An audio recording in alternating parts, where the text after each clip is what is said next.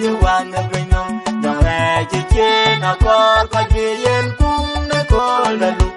You are a bank of the moon, the Kaloy job. What are you, what I like the bring on? A core, you get down the cold and look. Hey, you.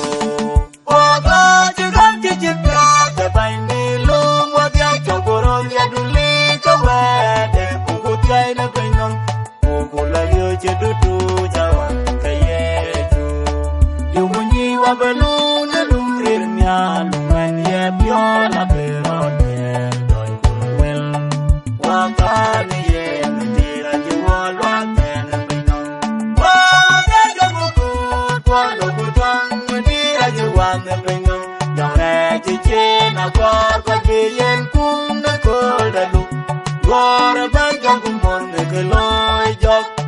What I learn of it, I got to get down the gold.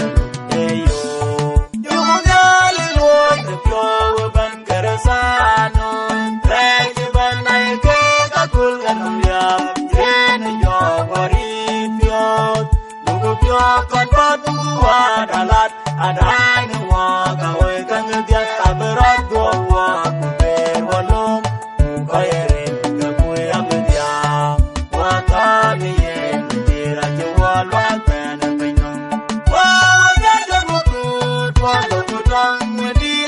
the Pinon, young Rajikin, a car, but be in Kum, the cold and look.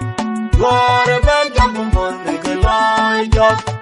What I learn of it, I got to get down the cold and look. Hey, yo, indeed, you are a warrior, the gun of Pinon.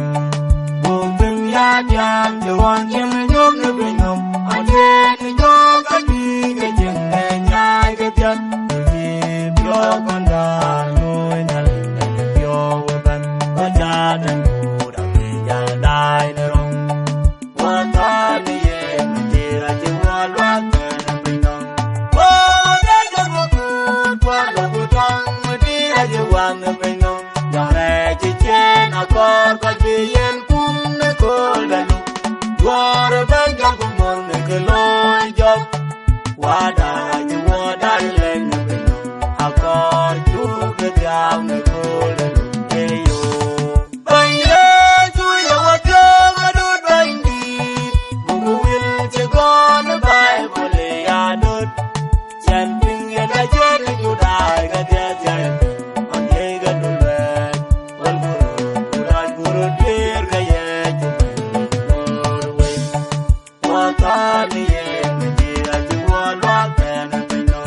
Oh, there's a good one, a good one, dear, you want the Pinon. Young Rajikin, a car, but be in Kum, the cold and look. You're a band of the moon, the Kaloy job. What I learn of it, I got to get down the cold and hey, yo.